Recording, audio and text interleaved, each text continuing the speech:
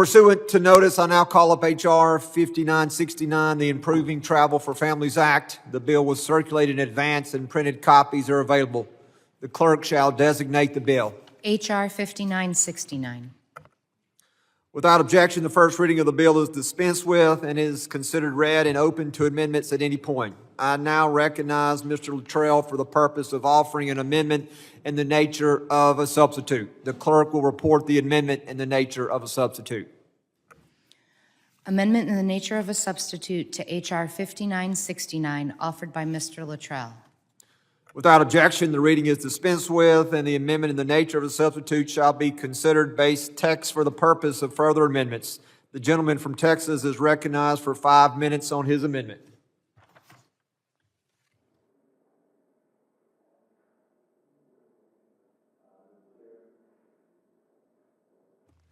I recognize Mr. Ivey. I'm a co-sponsor of the bill, and we had worked on this bill together. And so since he's not present, I could just to facilitate things. Yes, sir, please, if you would mind. I recognize Mr. Ivey for the purpose of speaking on the amendment that's a substitute to the original legislation. Thank you, Mr. Chairman. I want to be careful about speaking on behalf of the actual sponsor of the legislation, but I decided to co-sponsor this bill because I thought it made a lot of sense. The idea here is just to facilitate in travel scenarios for under the Global Entry Program, just to make it more family friendly. So it does this by allowing children ages 10 or under to accompany their parent or legal guardian through the Global Entry when clearing customs in the United States. The bill also makes it possible for parents to schedule interviews for Global Entry for their kids as a group. I think, up to 4 is the number that it would go up to. As Mr. Luttrell, I believe, would say, we've already heard how difficult it is to schedule just one of these appointments. Now imagine being a parent trying to make separate appointments for each of their kids. This appealed to me. I have 6 kids. They're all grown now. But when we were traveling all together, it was a bit of a logistical nightmare. This helps to facilitate that and make it easier. And I'll make one serious point, too. One of the issues that there was concern about was whether this could be used or abused with respect to trafficking children. We did outreach to advocacy groups to make sure that they didn't have any concerns on that front. In fact, we were told by the government agencies and by the advocacy groups that this bill would actually make it harder because of the multiple checks to be in the Global Entry Program. So if somebody's trying to abuse, or kidnap kids or something along those lines, usually in a family context, they wouldn't be able to do it as easily through the Global Entry Program. They would just go circumvent it. So for those reasons, I support Mr. Luttrell's bill, and I encourage all of my colleagues to do the same. Do any other members wish to speak on the amendment? The chair recognizes Mr. Payne. Thank you, Mr. Chairman, and I support this bill and the amendment in the substitute offered here today. The Global Entry Service allows pre-approved, low-risk travelers to receive expedited clearance upon arrival in the United States through automatic kiosks at select airports such as Newark Liberty International Airport in my district. Thanks to this legislation, parents enrolled in Global Entry with traveling children aged 10 or younger would be able to bring their children through the Global Entry line upon arrival from the international flight.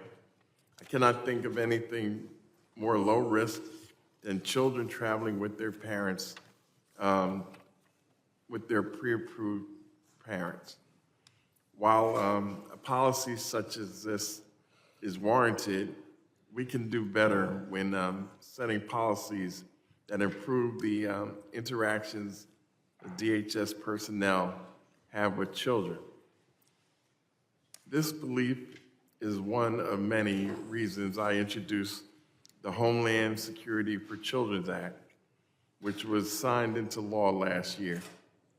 One specific area where I believe we can improve a proposal such as this is to extend this policy to cover all minors who may have special needs, such as a physical or developmental disability, traveling with their parents. I'm aware that Customs and Border Protection plans to publish a Federal Register notice soon regarding the policy change proposed by the underlying bill. I plan to reach out to CBP and encourage them to expand this change so that all children aged 10 and under, along with any minor with a disability, can access Global Entry Lane with their enrolled parents. I hope my colleagues in the majority are willing to work with me on this and see the benefit, not just for the 12-year-old child on the spectrum who just got off a flight with their parents from abroad, but also for parents who would no longer have to deal with long CBP lines only because their child with special needs is not enrolled in Global Entry. And Mr. Chairman, with that, I yield back. The gentleman yields. I now recognize Mr. Luttrell for 5 minutes. Thank you, Mr. Chairman. Ranking Member Thompson for bringing up this important bill before the committee today. I'm pleased with my colleague, Mr. Ivey, to introduce H.R. 5969, the Improving Travel for Families Act. Global Entry has been a critical asset in expediting clearances for pre-approved low-risk travelers who do not have any criminal records and who exhibit good merit upon the arrival to the United States. Reduced wait times and access to expedite entry into the United States are benefits of Global Entry membership.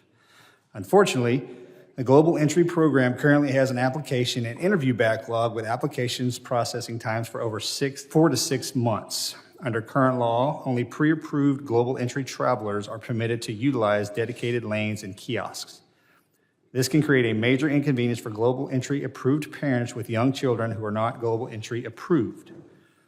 My office has heard firsthand details from travelers and airport staff who have Global Entry memberships and traveling with their infants who do not have memberships have been told they cannot utilize Global Entry lanes. This measure, introduced with my friend, again, Congressman Ivey, from Maryland, simply permits a child who is 10 years of age or under, who is not a member of Global Entry, and who is traveling with a parent or legal guardian who is a member of Global Entry, can accompany them through the Global Entry lane upon arrival at an international airport in the United States. Additionally, it also permits a parent or legal guardian who is applying on behalf of their children for Global Entry membership to schedule a single interview appointment for up to 4 children. As the holiday season approaches and we move into the future, such legislation is needed to provide more flexibility for families traveling with children internationally and for appointments to be consolidated for those seeking Global Entry for their children. Thank you again, Mr. Green, Mr. Ivey, and the ranking member for bringing this important bill before the committee. And thank you, Congressman Payne, for raising awareness on this issue. It is imperative that the children with disabilities have the ability to accompany their parents or legal guardians through Global Entry lanes. With that, Mr. Chairman, I yield back. Gentleman yields, and I now recognize Mr. Correa for 5 minutes. Thank you, Mr. Chairman. I just wanted to thank Mr. Luttrell for your legislation.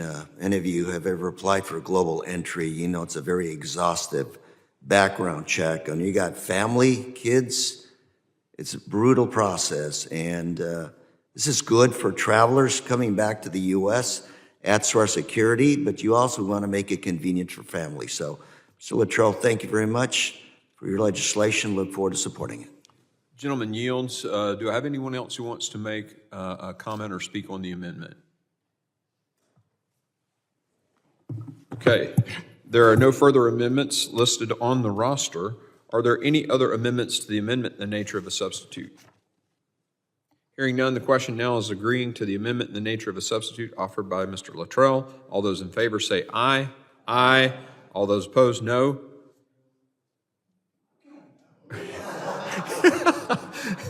We'll do that again. All those in favor say aye. Aye. All those opposed, nay. The ayes have it in the opinion of the chair, and the amendment in the nature of the substitute is agreed to. The question now occurs. That felt like voter intimidation to me, but The question now occurs on reporting the bill H.R. 5969 as amended to the House for the favorable recommendation. All those in favor say aye. Aye. All those opposed, no. In the opinion of the chair, the ayes have it, and the motion is agreed to. Without objection, the motion to reconsider is laid on the table.